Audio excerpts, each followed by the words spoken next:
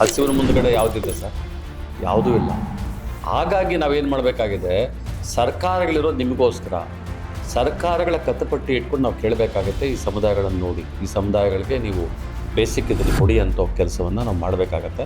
ಅದಾದಮೇಲೆ ಅವ್ರಿಗೆ ಸಂಘಟನೆ ಮಾಡೋದು ಸುಲಭ ಆಗ್ತದೆ ಸರ್. ಈಗ ಎಸ್ ಎಂ ಕೃಷ್ಣ ಅವರಾಗಲಿ, ರಾಮಕೃಷ್ಣ ಹೆಗಡೆ ಅವರಾಗಲಿ, ರೈತ ಸಂಘನ ಹೊಡೆದಿದ್ದೇ ಹಾಗಲ್ವ? ಅವರೇ ಜಿಲ್ಲಾ ಮಟ್ಟದ ನಾಯಕರನ್ನ ಕರೆದು ನೀವು ಅದು ಮಾಡ್ತೀವಿ ಇದು ಮಾಡ್ತೀವಿ ಅಂತ ಪೋಸ್ಟ್ ಹೇಳಿ ಕೊಡೋದು. ಹಾಂ, ರೈತ ಸಂಘ ಹೊಡೆದಿದ್ದೇ ಅವರು. ಹೌದು. ರೈತ ಸಂಘ ಈವನ್ ದಲಿತ ಚಳವಳಿ ಕೂಡ ಅವರೇ ಹೊಡೆದಿದ್ದು, ಕನ್ನಡ ಚಳವಳಿ ಕೂಡ ಹೊಡೆದಿದ್ದು. ಈ ಶಕ್ತಿ ಬೆಳೆಯುತ್ತೆ ಅಂತಂದ್ರೆ ಅಲ್ಲಿ ಅವ್ರನ್ನ ಹೊಡೆಯೋಕ್ಕೆ ಶುರು ಮಾಡ್ತೀವಿ.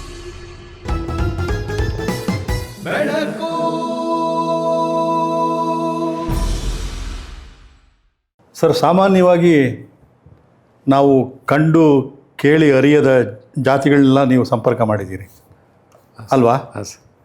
ಅವರ ಜನಜೀವನ ಹೇಗಿರುತ್ತೆ ಸರ್? ಸಾಮಾನ್ಯವಾದ ಜೀವನ ಭಾಳ ರವರವ ಸರ್. ಅವ್ರ ಬದುಕು ಭಾಳ ಹೀನಾಯವಾಗಿರುತ್ತೆ. ಮೊನ್ನೆ ಇತ್ತೀಚೆಗೆ ನಾವೊಂದು ಶಿಬಿರ ಮಾಡಿದ್ವಿ ಸರ್, ಮಲೆ ಮಹದೇಶ್ವರ ಬೆಟ್ಟದಲ್ಲಿ. ಆ ಸಮುದಾಯದ ಹುಡುಗರಿಗೋಸ್ಕರ, ಬುಡಕಟ್ಟು ಸಮುದಾಯಗಳ ಹುಡುಗರಿಗೋಸ್ಕರ ಅಲ್ಲಿ ಒಂದಷ್ಟು ಸಂವಿಧಾನದ ಮೂಲ ಆಶಯಗಳೇನು, ಸಂವಿಧಾನ ನಮ್ಗೆ ಯಾಕೆ ಬೇಕು ಅನ್ನೋದ್ರ ಬಗ್ಗೆ ಒಂದು ಶಿಬಿರ ಮಾಡಿದ್ವಿ. ಆ ಸಂದರ್ಭದಲ್ಲಿ ನಾನೊಂದು ಸ್ವಲ್ಪ ಮಲೆ ಮಹದೇಶ್ವರ ಬೆಟ್ಟದಿಂದ ಒಳಕ್ಕೆ ಹೋಗಿದ್ದೆ ಸರ್. ಅಲ್ಲಿ ಬೇಡಗಂಪಣ ಅಂತ ಒಂದು ಸಮುದಾಯ ಇದೆ. ಬೇಡಗಂಪಣ ಅಂತ. ಗಂಪಣ. ಅವರು ಹೇಳ್ತಾರೆ, ನಾವು ಬೇಡರ ಕಣ್ಣಪ್ಪನ ವಂಶಸ್ಥರು ಅಂತ ಹೇಳ್ತಾರೆ. ಇಡೀ ಜಗತ್ತಿನಲ್ಲಿ ಏಕೈಕ ಸಸ್ಯಾಹಾರಿಗಳು ಅಂದರೆ ಅವರು. ಕಾಡಲ್ಲಿ ಇದ್ಕೊಂಡು ಸಸ್ಯಾಹಾರಿಗಳು, ಕಾಡಲ್ಲಿದ್ದುಕೊಂಡು ಆದಿವಾಸಿಗಳಾಗಿದ್ದುಕೊಂಡು ಸಸ್ಯಾಹಾರಿಗಳಾಗಿರೋದು. ಬೇಟೆ ಇಲ್ಲ, ಏನಿಲ್ಲ. ಅವರ ಗುಡಿಸಲುಗಳ ಮುಂದುಗಡೆ ಜಿಂಕೆಗಳು ಮೊಲಗಳು ಓಡಾಡಿದ್ರು ಕೂಡ ಅವರೇನು ಮಾಡಲ್ಲ. ಮತ್ತು ಅವ್ರ ಆಹಾರ ಸರ್ ಅವ್ರದ್ದು ಬರೀ ಸಸ್ಯಾಹಾರನೇ. ಅಲ್ಲಿ ಬೆಳೆಯುವಂಥದ್ದು ಏನೋ ಅಲ್ಲಿ ಗೆಣಸು. ಆಮೇಲೆ ಇದಕ್ಕೆ ಬರ್ತಾರೆ, ಅವ್ರು ಟೌನಿಗೆ ಬರ್ತಾರೆ, ಕೂಲಿ ನಾಲಿ ಮಾಡ್ಕೊಂಡು ಹೋಗ್ತಾರೆ, ಅದು ಮಾಡ್ಕೊಂಡು ಹೋಗ್ತಾರೆ. ಅಲ್ಲಿ ನಾನು ನೋಡಿದ್ದು ಸರ್, ಅಲ್ಲಿ ಅವ್ರ ವಸತಿಗಳು ಹೇಗೆ ಸರ್? ಈಗ ಒಂದು ಸ್ವಲ್ಪ ಈಗ ಗುಡಿಸಲು ಮನೆಗಳು, ಒಂದಷ್ಟು ಸ್ವಲ್ಪ ಹೆಂಚಾಕಿರೋಂಥ ಮನೆಗಳು, ಆ ಥರದಲ್ಲಿ ಈಗ ಕಟ್ಕೊಡೋಕ್ಕೆ ಪ್ರಯತ್ನ ಮಾಡ್ತಾ ಇದ್ದಾರೆ. ಇಷ್ಟು ದಿನ ಅವರು ಬರೀ ಹುಲ್ಲಿನ ಇವುಗಳಲ್ಲೇ ಇದ್ದಂತಹ ಸಮುದಾಯ. ಸ್ವಲ್ಪ ಅಲ್ಲಿ ಮಲೆ ಮಹದೇಶ್ವರ ಬೆಟ್ಟಕ್ಕೆ ಪ್ರಯಾಣಿಕರ ಸಂಖ್ಯೆ ಜಾಸ್ತಿ ಆಯ್ತಲ್ಲ, ಹಾಗಾಗಿ ಇವ್ರ ಆರ್ಥಿಕತೆ ಕೂಡ ಸ್ವಲ್ಪ ಸುಧಾರಿಸಿದಂಗೆ ಕಾಣಿಸುತ್ತೆ. ಯಾಕಂದರೆ ಅಲ್ಲಿ ಹೋಗಿ ಏನೋ ಒಂದು ಮಾರ್ತಾರೆ, ಏನೋ ಒಂದು ಕೆಲಸ ಮಾಡ್ತಾರೆ, ದೇವಸ್ಥಾನದಲ್ಲಿ ಹೋಗಿ ಕೆಲಸ ಮಾಡ್ತಾರೆ, ಅಲ್ಲೊಂದು ಸ್ವಲ್ಪ ದುಡಿತಾರೆ, ಅಲ್ಲೊಂದು ಸ್ವಲ್ಪ ಹಣ ಸಿಗುತ್ತೆ. ಹಿಂಗೆಲ್ಲ ಮಾಡೋದ್ರಿಂದ ಆಮೇಲೆ ಭಾಳ ಪ್ರಮುಖವಾಗಿ ಇವತ್ತಿಗೂ ಮಲೆ ಮಹದೇಶ್ವರನಿಗೆ ಪೂಜೆ ಮಾಡೋದು ಅದೇ ಸಮುದಾಯದವರು. ಬೇಡಗಂಪಟ್ರೆ ಅಲ್ಲಿ ಪೂಜೆ ಮಾಡೋದು ಮಾದಪ್ಪನಿಗೆ. ಅವರು ಸರ್, ನಾನು ಹೋಗಿದ್ದಾಗ ನಾನು ಕಂಡುಕೊಂಡಿದ್ದೇನೆಂದರೆ, ಅವ್ರಿಗೆ ನೀರಿಲ್ಲ, ರಸ್ತೆ ಇಲ್ಲ, ಕರೆಂಟ್ ಇಲ್ಲ. ಕೇವಲ ಬೆಂಗಳೂರಿಗೆ 200 ಕಿಲೋಮೀಟರ್ ದೂರದಲ್ಲಿರುವಂತಹ ಆದಿವಾಸಿಗಳ ಸ್ಥಿತಿ ಇದು. ಅವರಿಲ್ಲೀಗ ನಾನು ಹೋದಂಥ ಸಂದರ್ಭದಲ್ಲಿ ನಮಗೇನೋ ಪಾಪ ಅವರು, ನಾವು ಪ್ರೀತಿಯಿಂದ ಹೋಗಿದ್ದೀವಿ ಅಂತ ಒಂದು ಸ್ವಲ್ಪ ಅನ್ನ ಸಾರು ಮಾಡೋಕ್ಕೆ ಟ್ರೈ ಮಾಡ್ತಾಯಿದ್ರು. ನೀರಿಲ್ಲ. ನೀರು ಅಲ್ಲಿ ಒಂದು ಹಳ್ಳ ಇದೆ. ಆ ಹಳ್ಳದಲ್ಲಿ ನೀರು ಅಷ್ಟೊಂದು ಒಂದು ಸ್ವಲ್ಪ ಅದು ಜಿನುಗಿದಾಗ ಇವರು ಕಾದಿದ್ದು ಅದನ್ನು ನೀರನ್ನ ಎತ್ತಿ ಮಡಿಕೆಯಲ್ಲಿ ಹಾಕ್ಕೊಂಡು ತಗೊಂಬರ್ಬೇಕು. ಅದಕ್ಕೆ ಇನ್ನೊಬ್ಬರು ಕಾವಲಿರಬೇಕು. ಯಾಕಂದರೆ ನೀರು ಕುಡಿಯೋಕ್ಕೆ ಆನೆ ಅಲ್ಲಿಗೆ ಬರುತ್ತೆ. ಅದು ಜಿನುಗಿ ಒಂದು ಸ್ವಲ್ಪ ನೀರು ಜಾಸ್ತಿ ಆದಾಗ ಆನೆ ಬಂದು ಕುಡಿಯುತ್ತೆ. ಅಂದರೆ ಪ್ರಾಣಿ ಮತ್ತು ಮನುಷ್ಯ ಎರಡೂ ಕೂಡ ಅದೇ ನೀರನ್ನು ನಂಬಿದೆ. ಇವತ್ತಿಗೂ ಆ ಸಮುದಾಯಗಳಿಗೆ ನಮಗೆ ನೀರು ಕೊಡೋಕ್ಕೆ ಸಾಧ್ಯವಾಗಿಲ್ಲ, ಒಂದು ರಸ್ತೆ ಕೊಡೋಕ್ಕೆ ಸಾಧ್ಯವಾಗಿಲ್ಲ. ಬೆಂಗಳೂರಲ್ಲಿ ನಾವು ನೋಡ್ತೀವಿ ಜಗಮಿಗಿಸುವಂತಹ ಬೆಳಕು, ಲೈಟುಗಳು, ಏನು ಆ ಮಾಲ್ಗಳಲ್ಲಿರುವಂಥ ಲೈಟ್ಗಳೆಲ್ಲ ನೋಡಿದಾಗ ನಮಗೆ ಆ ಸಮುದಾಯಗಳು ನೆನಪಾಗ್ತದೆ ಸರ್. ಎಲ್ಲಪ್ಪ ಕರೆಂಟ್ ಕೂಡ ಇಲ್ದಂಗಿದ್ದಾರಲ್ಲ, ಇನ್ನೂ ಬದುಕಿದಾರಲ್ಲ ಈ ಸಮುದಾಯಗಳು, ಇನ್ನೂ ನಮ್ಮ ಮಧ್ಯನೇ ಇದ್ದಾರಲ್ಲ.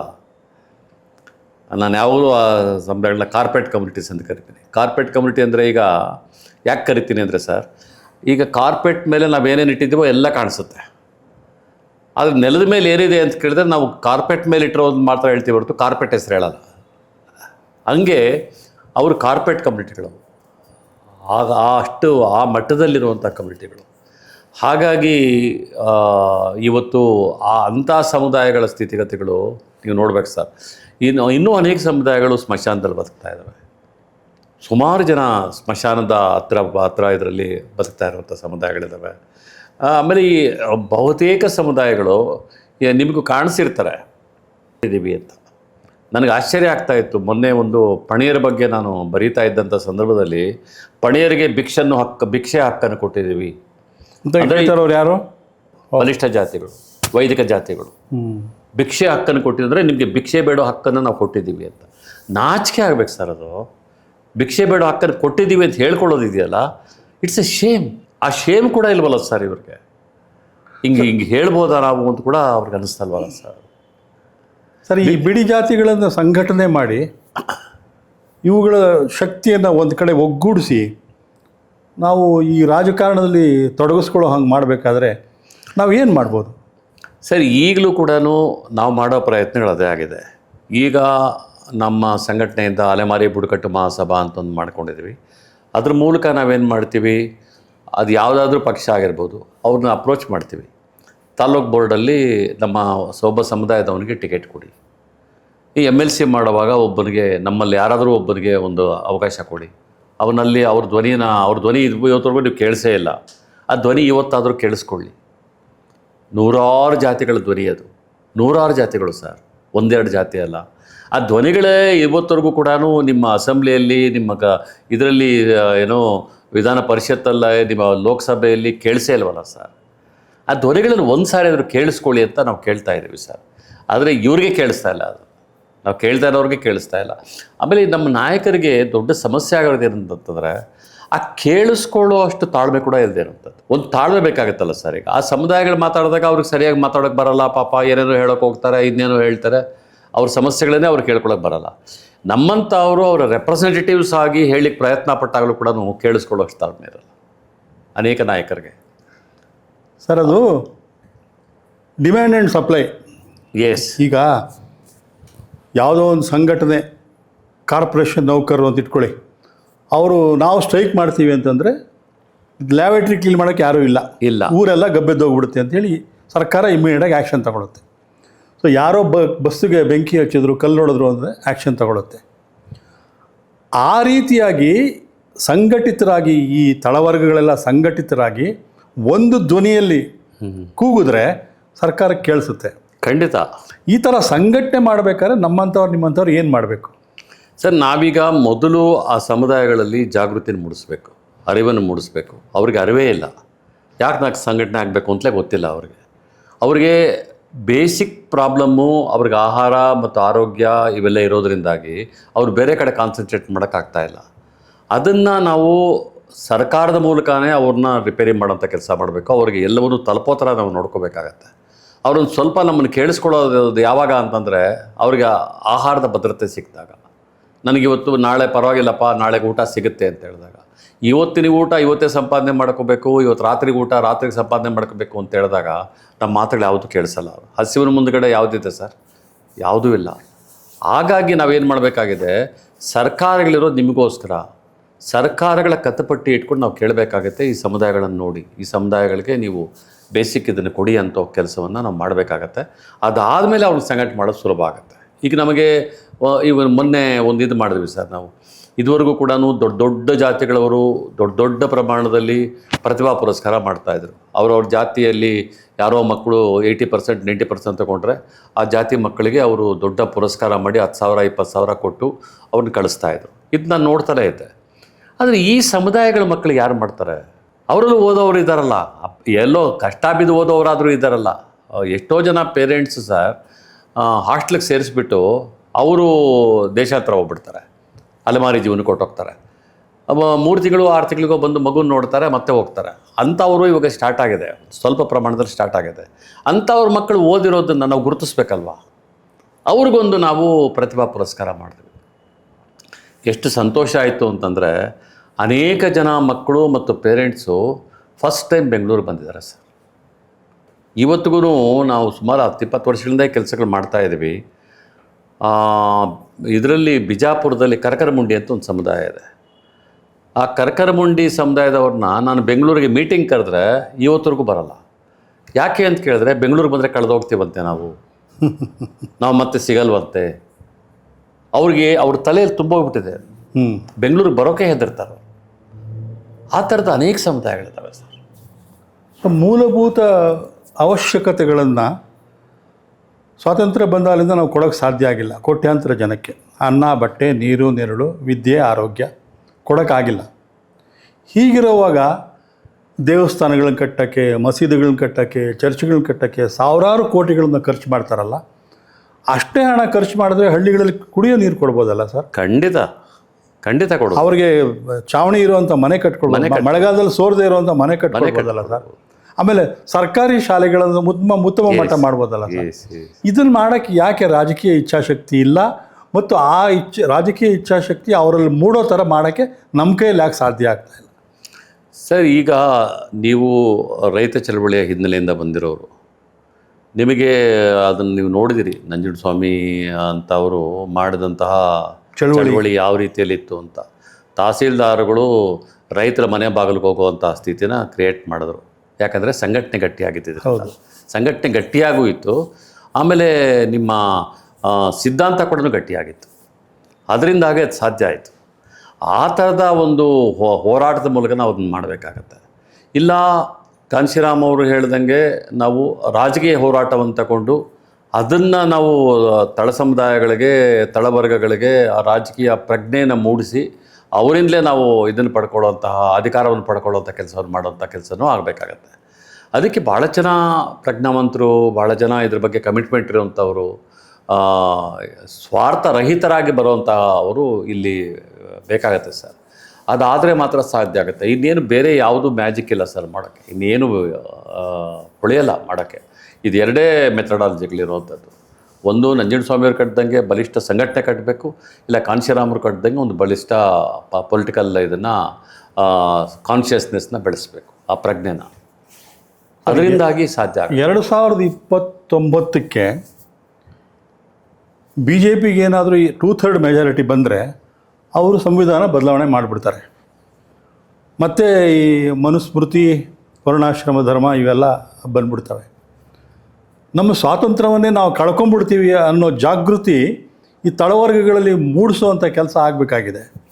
ಅದಾಗದೆ ಹೋದರೆ ಮತ್ತೆ 3000 ವರ್ಷಗಳ ಹಿಂದಕ್ಕೆ ನಾವು ಹೋಗ್ತೀವಿ.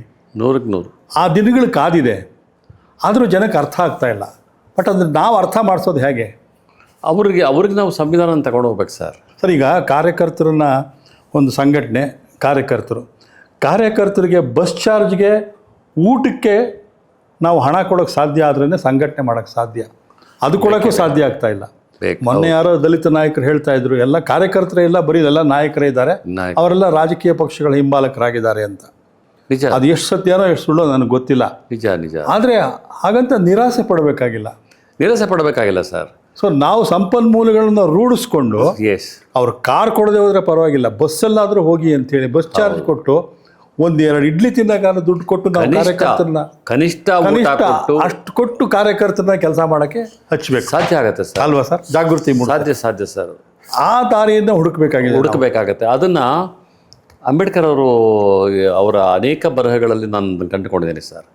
ಅವರು ಎಷ್ಟು ಆ ಊಟಕ್ಕೆ ಇದಕ್ಕೆ ಇಂಪಾರ್ಟೆನ್ಸ್ ಕೊಡ್ತಾಯಿದ್ರು ಅಂತಂದರೆ, ಒಂದು ಸಲ ಬೆಳಗಾಮಿಂದ ಅವರು ಕಾನ್ಫರೆನ್ಸ್ಗೆ ಹೋಗಬೇಕಾಗಿರುತ್ತೆ, ಪುಣೆಗೆ ಹೋಗಬೇಕಾಗಿರುತ್ತೆ. ಪುಣೆಗೆ ಬೆಳಗಾಮಲ್ಲಿರುವಂಥವ್ರು ಹೋಗೋ ಅಷ್ಟೊತ್ತಿಗೆ ರೈಲು ಲೇಟಾಗಿ ಅಲ್ಲಿ ಊಟ ಮುಗಿದೋಗಿರುತ್ತೆ. ಆ ಕಾನ್ಫರೆನ್ಸಲ್ಲಿ ಜೋಬೆಲ್ಲ ತಡ್ಕಾಡಿ 10 ರೂಪಾಯಿ ಸಿಗುತ್ತೆ ಸರ್ ಜೋಬಲ್ಲಿ. ಆ 10 ರೂಪಾಯಿ ಕೊಟ್ಟು ಮೊದಲು ಊಟ ಮಾಡ್ಕೊಂಬನ್ನಿ ಅಂತ ಕಳಿಸ್ತಾರೆ. ಅಂದರೆ ನಾವು ಯಾವುದೇ ಕ್ರಾಂತಿ ಮಾಡಬೇಕಾದ್ರೂ ಕೂಡ ಹಸುವಿನಿಂದ ಮಾಡೋಕ್ಕಾಗಲ್ಲ, ಅಲ್ವಾ? ಮಿನಿಮಮ್ ಊಟದ ಇದು ಬೇಕು. ಅಂದರೆ ಆ ಜನಗಳು ಅಷ್ಟು ದೂರದಿಂದ ಬಂದಿದ್ದಾರೆ, ಊಟ ಇಲ್ಲದೆ ಇದ್ದಾರಲ್ಲ ಅನ್ನುವಂಥ ತಾಯಿ ಕರಳಿದೆಯಲ್ಲ, ಅದು ಬಾಬಾ ಸಾಹೇಬರಿಗೆ ಇದ್ದಿದ್ದರಿಂದಾಗಿ ಅವರು ಕಳಿಸ್ತಾರೆ. ಆ ಊಟ ಮಾಡ್ಕೊಂಡು ಬಂದ ಮೇಲೆ ಹಿಂಗಾಯಿತು ಹಿಂಗೆ ಬೆಳಿಗ್ಗೆ ಕಾನ್ಫರೆನ್ಸ್ ಹಿಂಗೆಲ್ಲ ಆಯಿತು ಅಂತ ಅವ್ರು ಹೇಳಿ ಕಳಿಸ್ತಾರೆ. ಅದು ನೋಡಿ, ಅವರು ಟ್ರೈನ್ ಚಾರ್ಜ್ ಇಟ್ಕೊಂಬರ್ಬೇಕು, ಊಟ ಬೇಕು ಅವ್ರಿಗೆ ಕನಿಷ್ಠ. ಅದನ್ನು ಕೂಡ ಕೊಡದೇ ಇದ್ರೆ ನಾವು ಹೆಂಗೆ ಕ್ರಾಂತಿ ಮಾಡ್ತೀವಿ?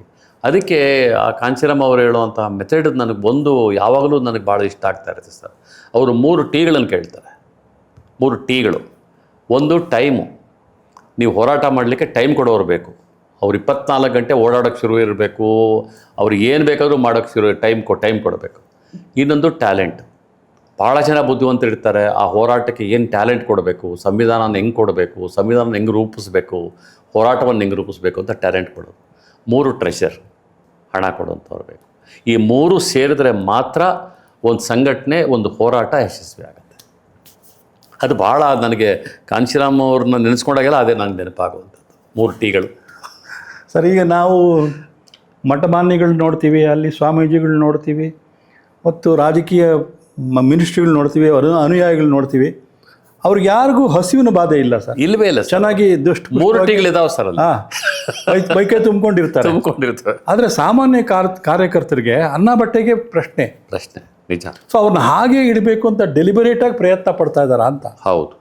ಆಮೇಲೆ ನೀವು ನೋಡ್ತಾ ಬನ್ನಿ, ಕಳೆದ 20-25 ವರ್ಷಗಳಲ್ಲಿ ಎಲ್ಲ ಹೋರಾಟಗಳನ್ನು ಕೊಂದಾಕ್ತವರು ಇದೇ ರಾಜಕಾರಣಿಗಳು, ಇದೇ ಸರ್ಕಾರಗಳು.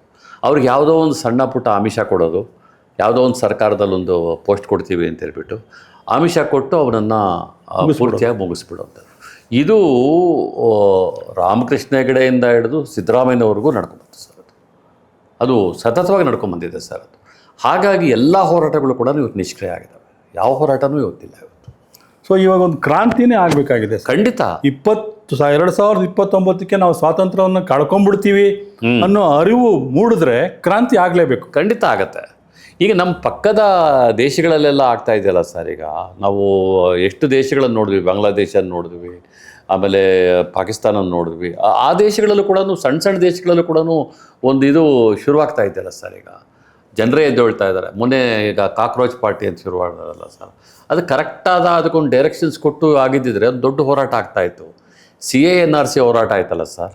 CA-NRC ಹೋರಾಟನ ಬಗ್ಬಡಿದೇ ಇದ್ದಿದ್ದರೆ, ಅಥವಾ ಆ ಟೈಮಲ್ಲಿ ಕೋವಿಡ್ ಬರದೇ ಇದ್ದಿದ್ದರೆ, ಆ ಹೋರಾಟನೇ ಇಡೀ ಇಲ್ಲಿ ನಾವು ರಾಜಕಾರಣದ ದಿಕ್ಕನ್ನೇ ಬದಲಿಸ್ತಾ ಇತ್ತು. ಯಾಕಂದರೆ ವಿದ್ಯಾರ್ಥಿಗಳೆಲ್ಲ ಎದ್ದಿದ್ರಾಗ. ಆ ಥರದ್ದಿದು ಮತ್ತೆ ಚಾನ್ಸ್ ಇದೆ ಸರ್. ನೋಡಿ, ಆ ಕಾಕ್ರೋಚ್ ಪಾರ್ಟಿ ಇದಕ್ಕೆ ಎಷ್ಟೊಂದು ಜನ ಬಂದುಬಿಟ್ರು. ಅದು ಕಡೆಯಲ್ಲಿ ಯಶಸ್ವಿ ಆಗಲಿಕ್ಕೆ ಸರಿಯಾದ ಅದಕ್ಕೊಂದು ಮಾರ್ಗದರ್ಶನ ಇರಲಿಲ್ಲ, ಸರಿಯಾಗಿ ಇದಾಗಲಿಲ್ಲ, ವರ್ಕೌಟ್ ಆಗಲಿಲ್ಲ. ಆದರೆ ಇನ್ನೊಂದು ಆ ಜನಗಳಿಗೆ ಬೇಕಾಗಿದೆ, ಆ ಯುವಕರಿಗಂತೂ ಆ ಹೋರಾಟ ಬೇಕಾಗಿದೆ. ಅವರೊಳಗಡೆ ಕಿಚ್ಚಿದೆ. ಆ ಕಿಚ್ಚನ್ನು ಯಾರಾದರೂ ಉದ್ದೀಪನ ಮಾಡಿಸುವಂಥವ್ರು ಬೇಕಷ್ಟೇ. ಸೊ ಅಷ್ಟು ಬೇಡ ಸರ್. ಪಕ್ಕ ತಮಿಳ್ನಾಡಲ್ಲಿ ವಿಜಯ್ ಮಾಡಿದಂಥ ಕ್ರಾಂತಿ ಇದೆಯಲ್ಲ, ಅದು ಸೋಷಿಯಲ್ ಮೀಡಿಯಾಗಳನ್ನ ಭಾಳ ಚೆನ್ನಾಗಿ ಬಳಸ್ಕೊಂಡ. ಅವ್ರಿಗೆ 18 ವಯಸ್ಸು, 19-20 ವಯಸ್ಸಿನ ವೋಟರ್ಸ್ ಜಾಸ್ತಿ ಇದ್ದಾರೆ, ಫಾಲೋವರ್ಸ್. ಹೌದು. ಅವನೇನು ಮಾಡ್ದ, ನಿಮ್ಮ ತಂದೆ ತಾಯಿಗಳಿಗೆ ಡೆಫಿನೆಟಾಗಿ ಒಂದು ಒಪಿನಿಯನ್ ಇರುತ್ತೆ, ಅವ್ರನ್ನ ಅಪ್ರೋಚ್ ಮಾಡಬೇಡಿ, ನಿಮ್ಮ ಅಜ್ಜ ತಾತರನ್ನ ಕರ್ಕೊಂಬಂದು ಓಟ್ ಹಾಕ್ಸಿ ಅಂತ. ಸೊ ಬ್ರೈನ್ ವಾಶ್ ಮಾಡಿದ್ರು. ಟೋಟಲ್ ಸೋಷಿಯಲ್ ಮೀಡಿಯಾ ಮೂಲಕ ಈ ಸಂದೇಶನ ಬಿಟ್ಟರು. ಸಂದೇಶನ ಓಟ್ಗಳು ಬರಬೇಕು ಅಂದರೆ ಹಿಂಗೆ ಬರಬೇಕು ಅಂತ ಹೇಳಿ.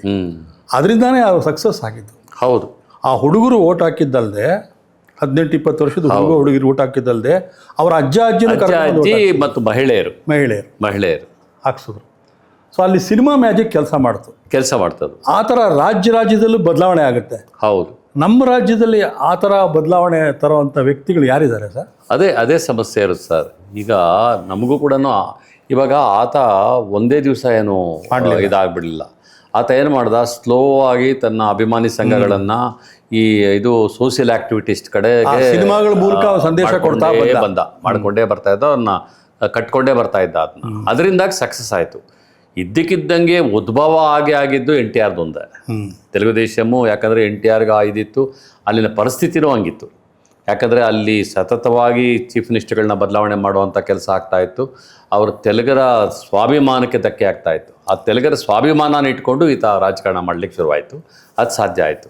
ಬಟ್ ನೀವು ಹೇಳ್ದಂಗೆ ಇವ್ರದಂತೂ ತಮಿಳ್ನಾಡಲ್ಲಿ ವಿಜಯ್ದು ಭಾಳ ಇಂಟ್ರೆಸ್ಟಿಂಗ್ ಆದ ಒಂದು ಬದಲಾವಣೆ. ಆಮೇಲೆ ಅಟ್ ದ ಸೇಮ್ ಟೈಮ್ ನೀವು ಅದನ್ನೂ ಹೇಳಿದ್ರಿ, ಯಾವ ರೀತಿಯಲ್ಲಿ ನಮ್ಮಲ್ಲಿರುವಂಥ ಎಕ್ವಿಪ್ಮೆಂಟ್ನ ಬಳಸ್ಕೋಬೇಕು ಅಂತ. ನಮ್ಮ ಸೋಷಿಯಲ್ ಮೀಡಿಯಾನ ಇವುಗಳನ್ನೆಲ್ಲ ಹೆಂಗೆ ಬಳಸ್ಕೊಂಡು ನಾವು ಒಂದು ಹೊಸ ಕ್ರಾಂತಿನ ಕಟ್ಟಲಿಕ್ಕೆ ಸಾಧ್ಯ ಆಗುತ್ತೆ. ಯಾಕಂದರೆ ನಾವೆಲ್ಲ ರೈತ ಸಂಘ, ದಲಿತ ಚಳವಳಿ ಎಲ್ಲ ಇದ್ದಾಗ ಈ ಥರದ ಮೀಡಿಯಾಸ್ ಇರಲಿಲ್ಲ. ನಮ್ಮ ಪೋಸ್ಟ್ ಕಾರ್ಡ್ ಬರಿತಿದ್ವಿ, ನೆನಪಿದೆಯಾ ನಿಮಗೆ? ಪೋಸ್ಟ್ ಕಾರ್ಡ್ ಬರಿತಿದ್ವಿ. ಆದರೆ ಈಗ 1 ನಿಮಿಷದಲ್ಲಿ ನೀವು ರೀಚ್ ಆಗ್ತೀರಾ, ಒಂದೇ 1 ನಿಮಿಷದಲ್ಲಿ ರೀಚ್ ಆಗ್ತೀರಾ. ಏನನ್ನು ಬೇಕಾದರೂ ಹೇಳ್ಬೋದು ನಿಮಿಷದಲ್ಲಿ. ಆ ಟೆಕ್ನಾಲಜಿನ, ಆಮೇಲೆ ಈಗ AI ಬಂದ ಮೇಲಂತೂ ಇನ್ನೂ ಅದನ್ನೆಲ್ಲವನ್ನು ಕೂಡ ನಮ್ಮ ಇದಕ್ಕೆ ಬಳಸ್ಕೋಬೇಕು ಸರ್. ಅದನ್ನು ಲೇಟೆಸ್ಟ್ ಟೆಕ್ನಾಲಜಿನ ನಾವಿನ್ನೂ ತಾಳೆಗರಿಗಳಿಗೆ ಹೋಗ್ಬಾರ್ದು. ಇನ್ನೂ ಅದೇ ಕಾಲಘಟ್ಟಕ್ಕೆ ಹಿಂದಿನ ಇದಗಳಿಗೆ ಹೋಗಿ ನಾವು ಹಿಂಗೆ ಮಾಡಬೇಕು ಹಂಗೆ ಮಾಡಬೇಕು ಅಂದರೆ ಆಗಲ್ಲ. ಈಗ ಹೋರಾಟದ ಹಾದಿ ಮತ್ತು ಅದರ ಇದನ್ನು ಪೂರ್ತಿಯಾಗಿ ಅದನ್ನು ಬದಲಾವಣೆ ಮಾಡ್ಕೊಂಡು ಹೋಗ್ಬೇಕಾಗುತ್ತೆ. ಸರ್, ಈಗ ರಾಜ್ಯಾದ್ಯಂತ ಇಷ್ಟೊಂದು ದಲಿತ ಸಂಘಟನೆಗಳಿದೆಯಲ್ಲ, ತಳವರ್ಗಗಳ ಸಂಘಟನೆ, ದಲಿತ ಸಂಘಟನೆಗಳು, ಇವ್ರನ್ನೆಲ್ಲ ಒಂದು ವೇದಿಕೆಯಡಿ ಕರ್ಕೊಂಬಂದು ಒಂದು ಶಕ್ತಿಯಾಗಿ ಮಾಡೋಕ್ಕೆ ಹೇಗೆ ಪ್ರಯತ್ನ ಪಡ್ಬೋದು? ಸರ್, ಇದು ಏನಾಗಿದೆ, ದಲಿತ ಸಂಘಟನೆಗಳು ಮಾತ್ರ ಅಲ್ಲ, ರೈತ ಸಂಘಟನೆಗಳಿರ್ಬೋದು, ಕನ್ನಡ ಸಂಘಟನೆಗಳಿರ್ಬೋದು, ಅವ್ಯಾವು ಕೂಡ ಇವತ್ತು ಕಾಳಜಿ ಇಟ್ಕೊಂಡು ಕೆಲಸ ಮಾಡ್ತಾ ಇದ್ದೇವೆ ಅಂತ ಅನ್ನಿಸ್ತಾ ಇಲ್ಲ ಸರ್. ನೀವಾಗಲೇ ಒಂದು ಮಾತು ಹೇಳಿದ್ರಿ, ಮಾತಿನ ಮಧ್ಯೆ ಯಾರೋ ಹೇಳಿದ್ರು ಅಂತ. ಬರೀ ನಾಯಕರಿದ್ದಾರೆ ಹೊರತು ಕಾರ್ಯಕರ್ತರಿಲ್ಲ ಈ ಸಂಘಟನೆಗಳಲ್ಲಿ. ನಾವೀಗ ಏನಾದರೂ ಮಾಡಬೇಕಾದ್ರೆ ಈ ಹಳೆ ನೀರನ್ನು ಬಿಟ್ಟೇ ಮಾಡ್ಬೇಕು ಸರ್. ಹೊಸ ನೀರಿನೊಂದಿಗೆ ನಾವೇನಾದರೂ ಮಾಡಬೇಕು. ಹೊಸ ಆಲೋಚನೆಗಳು, ಹೊಸ ಮೈಂಡ್ಸ್ ಇರ್ತಾವಲ್ಲ, ಫ್ರೆಶ್ ಮೈಂಡ್ಸು, ಆ ಮೈಂಡ್ಸಲ್ಲಿ ಅಂತ ಬರಬೇಕು. ಇವರೆಲ್ಲ 60-70 ವರ್ಷ 80 ವರ್ಷಗಳು ಆಗಿಬಿಟ್ಟಿರುವಂತಹ ಇವರು ಆಗಿಬಿಟ್ಟಿದ್ದಾರೆ. ಅದು ಸ್ಟೇಲ್ ಆಗಿದ್ದಾರೆ ಸರ್ ಇವರು. ಆಮೇಲೆ ಅಪ್ರಸ್ತುತ ಆಗ್ತಾ ಇದ್ದಾರೆ, ದಿನದಿನಕ್ಕೂ ಅದು ಅಪ್ರಸ್ತುತ ಆಗ್ತಾ ಇದೆ. ಆ ಪ್ರಸ್ತುತತೆನ ಅರ್ಥ ಮಾಡ್ಕೊಳ್ಳುವಂತಹ ಸಮುದಾಯಗಳು ಬರಬೇಕಾಗುತ್ತೆ ಸರ್. ಈಗ ರಾಜ್ಯ ಮಟ್ಟದ ಒಂದು ಸಮಾವೇಶ ಮಾಡ್ಕೋಬೇಕು ಅಂತ ಅಂದ್ಕೊಳ್ಳಿ. ಎಲ್ಲ ಈ ನ್ಯಾಯಪರವಾದ ಸಂಘಟನೆಗಳ ಒಂದು ರಾಜ್ಯ ಮಟ್ಟದ ಸಮಾವೇಶ ಮಾಡಬೇಕು ಅಂದರೆ ಯಾರನ್ನ ಆಹ್ವಾನಿಸ್ಬೋದು ನಾವು? ಯಾಕೆಂದರೆ ಇಷ್ಟೊಂದು ಸಂಘಟನೆಗಳಿದೆ, ಅಷ್ಟೊಂದು ಜನ ನಾಯಕರಿದ್ದಾರೆ. ಎಲ್ಲರೂ ನಾನು ನಾಯಕರೇ ಅಂತ ಹೇಳ್ಕೊತಾರೆ ವಿನಃ ಆ ನಾಯಕರಿಗೆಲ್ಲ ಒಬ್ಬ ಪ್ರತಿನಿಧಿ ಬೇಕಲ್ಲ. ಆ ನಾಯಕರನ್ನ ಬಿಟ್ಟೇ ನಾವು ಮಾಡಬೇಕಾಗತ್ತೆ ಸರ್ ನನ್ನ ಪ್ರಕಾರ. ಈಗ ಕರ್ನಾಟಕದಲ್ಲಿ ಕೆಲವು ಗುಡ್ ನೇಮ್ಸ್ ಇದ್ದಾವೆ, ಇನ್ನೂ ಇವತ್ತಿಗೂ ಕೂಡ ಅವ್ರ ಬಗ್ಗೆ ಗೌರವ ಇಟ್ಕೊಂಡಿರುವಂತಹ ಕೆಲವು ಹೆಸರುಗಳೆಲ್ಲ ಇದ್ದಾವೆ. ಅದರಲ್ಲಿ ನೀವೊಬ್ರು ಇದ್ದೀರಿ. ಆ ಥರದ ಒಂದು 5-6 ಜನ ಸೇರಿದ್ರು ಕೂಡ ಒಳ್ಳೆ ಇದಾಗತ್ತೆ. ಬಟ್ ಆ ಕ್ರೆಡಿಬಿಲಿಟಿ ಇಟ್ಕೊಂಡಿರೋವಂಥ ಅವರು ಅದನ್ನ ಮಾಡಬೇಕೇ ಹೊರತು ಇವ್ರನ್ನೆಲ್ಲ ಇಟ್ಕೊಂಡು ಹೋಗಿದ್ದು ಅಂದ್ರೆ ಆಗಲ್ಲ ಸರ್. ಯಾಕಂದರೆ ಕ್ರೆಡಿಬಿಲಿಟಿ ಕಳ್ಕೊಂಡಿದ್ದಾರೆ ಇವರೆಲ್ಲ. ಹಾಗಾಗಿ ನಾವು ನೇರವಾಗಿ ಜನಗಳಿಗೆ ಹೋಗ್ಬೇಕಾಗತ್ತೆ. ಪರ್ಟಿಕ್ಯುಲರ್ ಆಗಿ ನಾವು ಯೂತ್ಸ್ನ ಕಾನ್ಸಂಟ್ರೇಟ್ ಮಾಡಬೇಕು. ಆಮೇಲೆ ಯಾರು ನೊಂದಿರ್ತಾರೋ ಆ ಸಮುದಾಯಗಳನ್ನ ಕಾನ್ಸಂಟ್ರೇಟ್ ಮಾಡಬೇಕು. ಯಾಕಂದರೆ ಅವ್ರು ನೋವಿರೋದ್ರಿಂದ ಅವ್ರ ಸಂಘಟನೆ ಸುಲಭ ಆಗುತ್ತೆ. ಇವರೆಲ್ಲರಿಗೂ ಕೂಡ 3 ಹೊತ್ತು ಊಟ ಸಿಗ್ತಾ ಇದೆ, ಲಕ್ಸುರಿ ಸಿಗ್ತಾ ಇರೋದ್ರಿಂದ ಇವ್ರಿಗೆ ಸಂಘಟನೆ ಅವಶ್ಯಕತೆ ಇಲ್ಲ. ಅವ್ರಿಗೆ ವಿಜಯ್ಗೆ ಹಣದ ಸಮಸ್ಯೆ ಇರಲಿಲ್ಲ. ಅದೊಂದು ಅಡ್ವಾಂಟೇಜ್ ಇತ್ತು. ಈಗ ನೀವು ಹೇಳ್ದಂಗೆ 5-6 ಜನ ನಾಯಕರು ಸೇರ್ಕೊಂಡು ಏನಾದ್ರು ಮಾಡಬೇಕು ಅಂತಂದ್ರೆ ಹಣ ಇಲ್ಲ. ಮತ್ತೆ ಜನಗಳ ಹತ್ರ ಹೋಗಿ ಹಣ ಕೇಳಿದ್ರೆ ಅನುಮಾನದಿಂದ ನೋಡ್ತಾರೆ. ಆಮೇಲೆ ಆ ನಾಯಕರನ್ನ ನೀವು ನಂಬ್ಕೊಂಡ್ರು ಕೂಡ ನೀವು ಫಸ್ಟ್ ಕೇಳೋದು ನಾವು ಜನನ ಕರ್ಕೊಂಡ್ಬರ್ಬೇಕಾದ್ರೆ ನಮ್ಗೆ ದುಡ್ಡು ಕೊಡಿ ಅಂತ ಹಾಗೆ ಮಾಡಿಟ್ಟಿದ್ದಾರೆ. ನಾವು ದುಡ್ಡು ಕೊಟ್ಟು ಜನರನ್ನ ಕಳಿಸ್ಕೊಂಡು ನಾವು ಕ್ರಾಂತಿ ಮಾಡೋಕ್ಕಾಗತ್ತೆ ಸರ್? ಜನರು ವಾಲಂಟಿಯರ್ ಆಗಿ ಬರಬೇಕು. ನಾನು ಒಂದ್ಸಲ ಇವ್ರದ್ದೊಂದು ಮೀಟಿಂಗ್ ಹೋಗಿದ್ದೆ ಸರ್. ನಾನು ಲಕ್ನೋದಲ್ಲಿ ಕಾಂಚಿರಾಮ್ ಅವ್ರದ್ದು ಮೀಟಿಂಗ್ಗೆ. ನಾನು ಆ ಫ್ಲೈಟಲ್ಲಿಂದ ನೋಡಿದೆ, ಅವತ್ತು ಸಮಾವೇಶ ಇತ್ತು. ಇರುವೆಗಳ ಥರ ಹೋಗ್ತಾ ಇದ್ದಾರೆ ಸರ್ ಜನ. ಒಂದು ಕೈಯಲ್ಲಿ ಒಂದು ಸಣ್ಣ ಬ್ಯಾಗು, ಅದರಲ್ಲಿ 2 ಚಪಾತಿ, ಒಂದು ನೀರು ಬಾಟ್ಲು. ನಮ್ಮ ರೈತ ಸಂಘಕ್ಕೂ ಹಂಗೆ ಬರ್ತಾ ಇದ್ರು. ನಾನು ನೋಡಿದ್ದೀನಲ್ಲ, ಬಸ್ ಹತ್ಕೊಂಡು ರೈಲ್ ಹತ್ಕೊಂಡು ಎಲ್ಲ ಅವರೇ ಬುತ್ತಿ ತಗೊಂಡ್ಬರ್ತಾ ಇದ್ರು, ಟಿಕೆಟ್ ತಗೊಳ್ಳದೆ ಬುತ್ತಿ ಕಟ್ಕೊಂಡು ಬಂದ್ಬಿಡ್ತಾ ಇದ್ರು. ಆ ಥರದ ಈಗ ನಂಜುಂಡಸ್ವಾಮಿ ಅಂತ ಅವರು, ಆ ಥರದ ಇವುಗಳನ್ನು ನಾವು, ರಾಮದಾಸ್ ಇರ್ಬೋದು, ಆ ಥರ ಇವುಗಳನ್ನು ನಾವೀಗ ಬೆಳೆಸುವಂಥ ಕೆಲಸ ಮಾಡಬೇಕಾಗತ್ತೆ. ಅದನ್ನ ಈಗಿರೋ ಪರಿಸ್ಥಿತಿಯಲ್ಲಿ ಏನು ಮಾಡ್ಬೋದು ಸರ್? ಈಗಿರೋ ಪರಿಸ್ಥಿತಿಯಲ್ಲಿ ಏನು ಮಾಡ್ಬೋದು? ಹೇಗೆ ಒಂದು ಸಮಾವೇಶ ಮಾಡೋದಾ ಸರ್? ಒಂದು ಕನಿಷ್ಠ 1 ವರ್ಷಗಳ ಕಾಲ ಜಾಗೃತಿ ಮೂಡಿಸುವಂತಹ ಶಿಬಿರಗಳು ಮಾಡ್ಬೇಕು ಸರ್. ನಮಗೆ ಶಿಬಿರಗಳು ಮಾಡದೇ ಇದ್ದರೆ ಅವ್ರಿಗೆ ನಾವು ಯಾಕೆ ಹೋಗ್ತೀವಿ ಅಂತ ಕೂಡ ಗೊತ್ತಾಗ. ಸೋಷಿಯಲ್ ಮೀಡಿಯಾ ಮೂಲಕ ಶಿಬಿರಗಳು ಮಾಡ್ಬೋದಾ? ಸೋಷಿಯಲ್ ಮೀಡಿಯಾ ಇನ್ನೂ ಆ ಸಮುದಾಯಗಳ ಜೊತೆಲಿ ಮಾಡೋಂಥ ಅಷ್ಟು ಬೆಳವಣಿಗೆ ಆಗಿಲ್ಲ ಅಂತ ಕಾಣುತ್ತೆ. ತಾಲೂಕು ಲೆವೆಲಲ್ಲಿ, ಜಿಲ್ಲಾ ಲೆವೆಲಲ್ಲಿ ಮಾಡ್ಕೊಂಡು ಹೋಗ್ಬೋದು. ಅಲ್ಲ, ಈಗ ನಾವು ಸ್ಟೇಟ್ ಲೆವೆಲಲ್ಲಿ ಮಾಡಬೇಕಾದ್ರೆ ಮಾಡ್ಬೋದು. ವಿಡಿಯೋ ಕಾನ್ಫರೆನ್ಸ್ಗಳು ಮಾಡ್ಬೋದು, ಅವ್ರ ಜೊತೆ ಸಂಪರ್ಕ ಸಂಘಟನೆ ಮಾಡ್ಲಿಕ್ಕೆ ಮಾಡ್ಬೋದು. ಅದು ಮಾಡ್ಬೋದು, ಅದನ್ನ ಚೆನ್ನಾಗಿ ಬಳಸ್ಕೋಬೋದು. ಅದು ಎಫೆಕ್ಟಿವ್ ಆಗಿ ಬಳಸ್ಕೊಂಡು ತಾಲೂಕು ಲೆವೆಲಲ್ಲಿ ಮತ್ತು ಜಿಲ್ಲಾ ಮಟ್ಟಗಳಲ್ಲಿ ಒಂದಷ್ಟು ಇದು ಮಾಡಿದ್ದು ಅಂದರೆ 100 ಜನ 200 ಜನ ಹುಡುಗರು ಸಿಗ್ತಾರೆ ನಮಗೆ. ಒಂದು 100-200 ಜನ ಹುಡುಗರು ಸಿಕ್ಕಿದ್ದು ಅಂತಂದರೆ ಅವರು ವಾಲಂಟ್ರಿಯಾಗಿ ಬರ್ತಾರೆ. ಅವ್ರಿಗೆ ಯಾಕೆ ಬರ್ತಾ ಇದ್ದೀವಿ ಅಂತ ನಾವು ಶಿಬಿರದಲ್ಲಿ ಹೇಳಿರ್ತೀವಿ. ಯಾಕೆ ಮಾಡಬೇಕಾಗಿದೆ ಶಿಬಿರ, ಯಾಕೆ ಬೇಕಾಗಿದೆ, ನೀವು ಸಂಘಟನೆ ಯಾಕೆ ಆಗಬೇಕಾಗಿದೆ ಅದು ಅಂತ ಅವ್ರನ್ನ ಕರೆಸಿ ನಾವು ಮಾಡಿದ್ದು ಅಂದರೆ ಈವನ್ 10,000 ಜನ ಸೇರಿಸಿದ್ರು ಸಾಕು, ಲಕ್ಷಾಂತರ ಜನ ಬೇಕಾಗಿಲ್ಲ. ಅದೊಂದು ದೊಡ್ಡ ಚರ್ನಿಂಗ್ ಆಗುತ್ತೆ, ಅದು ಮಾಡಲಿಕ್ಕೆ ಸಾಧ್ಯ ಆಗುತ್ತೆ. ಆಮೇಲೆ ಓಟ್ ಕೇಳೋಕೆ ಬರೋಂಥವ್ರನ್ನ ಪ್ರಶ್ನೆ ಕೇಳೋಕ್ಕೆ ಶುರು ಮಾಡ್ತಾರೆ. ಅದೊಂದಾದರೆ ಸಾಕು ಸರ್. ಓಟ್ ಕೇಳೋವಂಥವ್ರನ್ನ ಪ್ರಶ್ನೆ ಮಾಡ್ತಾರಲ್ಲ, ಅದು ಸಾಕು. ಅದಿತ್ತು, ನಿಮಗೆ ನೆನಪಿರಬೇಕು, 70s 80s ಓಟ್ ಕೇಳೋಕೆ ಬರೋವಂಥವ್ರನ್ನ ಮನೆಗಳ ಹತ್ರ ನಿಲ್ಲಿಸ್ಕೊಂಡು ಪ್ರಶ್ನೆ ಕೇಳ್ತಾಯಿದ್ರು.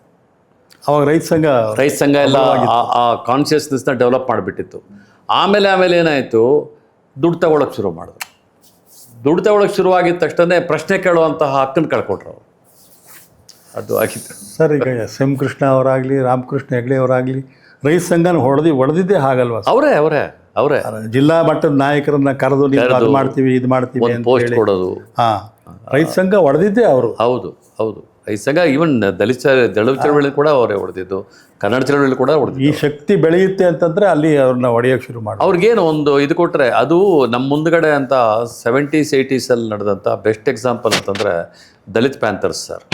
ದಲಿತ್ ಪ್ಯಾಂಥರ್ಸು ಮಹಾರಾಷ್ಟ್ರದಲ್ಲಿ ಬಹಳ ದೊಡ್ಡ ಪ್ರಮಾಣದಲ್ಲಿ ಒಂದು ದೊಡ್ಡ ಕ್ರಾಂತಿ ಆಗುತ್ತೆ ಅಂತ ಬಂದರು. ಅಲ್ಲೇನಾಯಿತು, ಅಲ್ಲಿನ ರಾಜಕಾರಣ ಏನು ಮಾಡಿದ್ರು, ಇವರನ್ನು ಒಳಗಡೆ ಕರ್ಕೊಳ್ಳೋಕೆ ಶುರು ಮಾಡಿದ್ರು. ಸಣ್ಣ ಪುಟ್ಟ ಪೋಸ್ಟ್ಗಳು ಕೊಡೋದು, ಸಣ್ಣ ಪುಟ್ಟ ಲಕ್ಸುರೀಸ್ ಕೊಡೋದು ಇವ್ರನ್ನ ಪೂರ್ತಿಯಾಗಿ ನಿಷ್ಕ್ರಿಯನ್ನಾಗಿ ಮಾಡೋದು. ಇದು ದಲಿತ್ ಪ್ಯಾಂಥರ್ಸ್ ಮಾಡಿದ್ರು. ನಮಗೆ ದಲಿತ ಚಳವಳಿಯಲ್ಲಿ ಅದನ್ನ ಹೇಳ್ಕೊಡ್ತಾ ಇದ್ರು, ನಮಗೆ ಕ್ಲಾಸಸ್ ತಗೊಳ್ತಾ ಇದ್ದಂಥ ಲೀಡರ್ಗಳು ಹೇಳ್ಕೊಳ್ತಾ ಇದ್ರು, ದಲಿತ್ ಪ್ಯಾಂಥರ್ಸ್ ಹಿಂಗೆ ಹಾಳಾದರು, ನಾವು ಹಾಳಾಗಬಾರ್ದು ಅಂತ. ಅದಿದ್ದರೂ ಕೂಡ ನಾವು ಹಾಳಾದ್ವಿ, ಆ ಪ್ರಜ್ಞೆ ಇಟ್ಕೊಂಡು ಕೂಡ ಹಾಳಾದ್ವಿ. ಯಾಕಂದರೆ ಆ ರೆಸಿಸ್ಟೆನ್ಸು ಇದೆಯಲ್ಲ ಸರ್. ನಮಗೆ ಲಂಕೇಶ್ ಪತ್ರಿಕೆಯಲ್ಲಿ ಬರೆಯುವಾಗ ಲಂಕೇಶ್ ಒಂದು ಮಾತನ್ನು ಹೇಳ್ತಾಯಿದ್ರು, ಒಬ್ಬ ರಾಜಕಾರಣಿ ನಿನ್ನ ಮುಂದ್ಗಡೆ ಒಂದು 5,000 ರೂಪಾಯಿ ಇಟ್ಬಿಟ್ಟು ನೀನು ಫಾರಾಗೂ ಬರೀಬೇಡ, ಎಗನಿಸ್ಟಿಗೂ ಬರೀಬೇಡ, ಸುಮ್ಮನೆ ಇದ್ಬಿಡು ಅಂತ ಹೇಳ್ತಾನೆ. ನಿನಗೆ ಅದು ಬೇಡ ಅನ್ನೋವಂಥ ರೆಸಿಸ್ಟೆನ್ಸ್ ಬೇಕು ಅಂತ, ನಿನ್ನ ದುಡ್ಡು ನಾನು ಮುಟ್ಟಲ್ಲ ತಗೋ ಅಂತ ಹೇಳೋಂಥ ಅದಾಗಿದ್ದಿದ್ರೆ, ಅದಾದಾಗ ಮಾತ್ರ ಇಂಥ ಬೆಳೀಲಿಕ್ಕೆ ಸಾಧ್ಯ ಆಗುತ್ತೆ ಸರ್. ಸರ್, ಇಷ್ಟೊತ್ತು ನಮ್ಮ ಜೊತೆ ಇದ್ದು ನಿಮ್ಮ ಅನುಭವ ಮತ್ತು ಜ್ಞಾನವನ್ನು ಹಂಚಿಕೊಂಡಿದ್ದೀರಿ. ನಿಮ್ಮ ಮಾತುಗಳಿಂದ ನಮ್ಮ ವೀಕ್ಷಕರಲ್ಲಿ ಒಂದು ಜಾಗೃತಿ ಬೆಳೆದು ಆ ಕ್ರಾಂತಿಗೆ ಮುನ್ನುಡಿ ಆಗೋದಾದರೆ ಭಾಳ ಸಂತೋಷ ಸರ್. ಅಯ್ಯೋ, ಭಾಳ ಸಂತೋಷ. ತುಂಬ ಥ್ಯಾಂಕ್ಸ್ ಸರ್. ನೀವು ಕೂಡ ಭಾಳ ಚೆನ್ನಾಗಿ ನನ್ನಲ್ಲಿ ಎಲ್ಲೋ ಅಡಗಿದ್ದಂತಹ ಆಲೋಚನೆಗಳನ್ನು ನೀವು ಉದ್ದೀಪನ ಮಾಡಿಸಿದ್ರಿ. ನಿಮಗೂ ಕೂಡ ನಾನು thank you sir. Thank you very much.